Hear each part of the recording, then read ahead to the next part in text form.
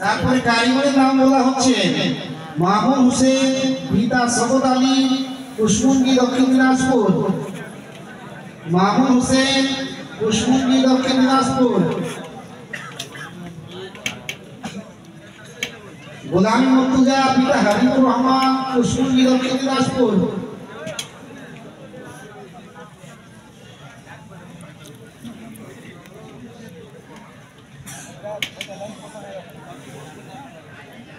কুরবান আলী, পিতা নাসিরউদ্দিন আহমেদ, বংশী আলী, দক্ষিণ দিনাজপুর।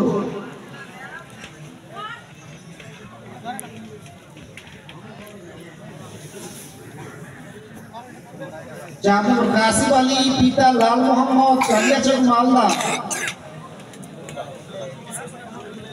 কাসিম আলী,